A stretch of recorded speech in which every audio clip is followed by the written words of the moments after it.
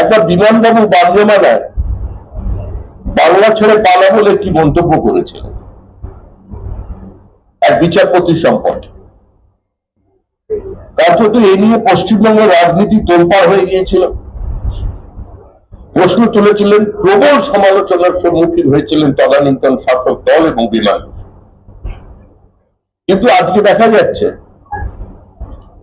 যে শাসক দলের ছোট থেকে বড় সমস্ত নেতাই কার্যত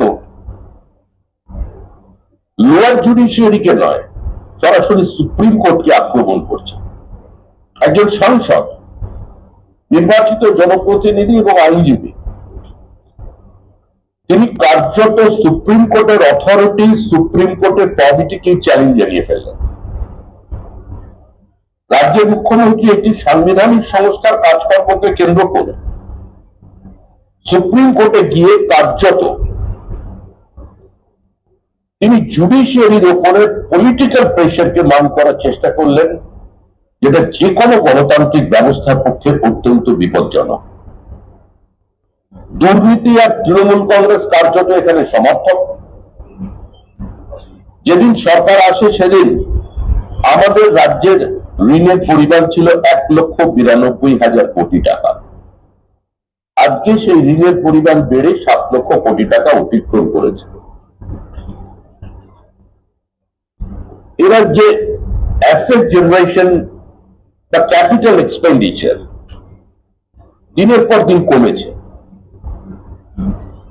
শুধু ডোল পলিটিক্স নয়, ইনঅ্যাডিকুয়েট ডোল পলিটিক্স যদি আমরা অর্থের বিচার করি। কিন্তু তার সঙ্গে সঙ্গে পশ্চিমবঙ্গের যেটা সবচেয়ে বড় প্রয়োজন বৃহৎ শিল্পের, সেটা কার্যত রাজ্যে আর কোনো নতুন রূপে আসতে পারেনি। সিঙ্গুর এবং নন্দীগ্রাম গোটা শিল্পমহলকে দেশে এবং দেশের বাইরে একটা ভুল বার্তা দিয়েছে যে পশ্চিমবঙ্গ কোনো ইনভেস্টমেন্ট ফ্রেন্ডলি স্টেট নয়। একটা শিল্পের বদ্ধ ভূমির উপরে দাঁড়িয়ে যদি কোনো নির্বাচিত জনপ্রতিনিধি, একজন সাংসদ, একজন মন্ত্রী আবির খেলেন এবং ভিক্টরি সাইন দেখান, তাহলে সে রাজ্যে শিল্প আসবে না, এটাই স্বাভাবিক। 15 বছরে ছোট থেকে বড় মিলিয়ে 89,000 কারখানার দরজায় তালা লেগেছে। 1016টা কোম্পানি লিকুইডেশনে আছে।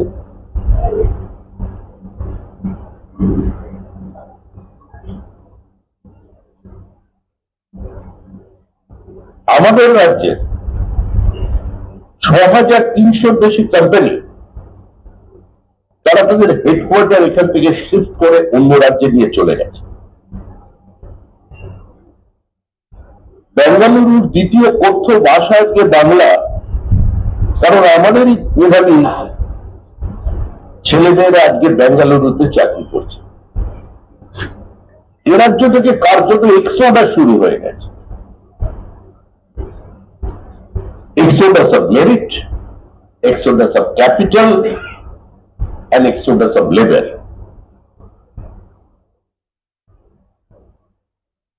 CPIM পর্দা অপারেশন করেছিল।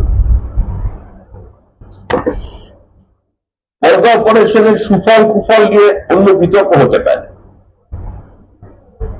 কিন্তু এর একটা সদর্থক দিক ছিল যে একটা সামন্ততান্ত্রিক ব্যবস্থাকে ভেঙে ছোট জমির মালিক সেও জমিদারের পাশে দাঁড়িয়ে বলতে পারতো আমিও মালিক। কিন্তু তারপরে এ রাজ্যে কোনো কোঅপারেটিভ মুভমেন্ট হয়নি। সেচের আওতায় কৃষি জমিকে আনা বাম জমানার পর 15 বছরে তৃণমূল কংগ্রেস বড় একটি করে তুলতে পারেনি।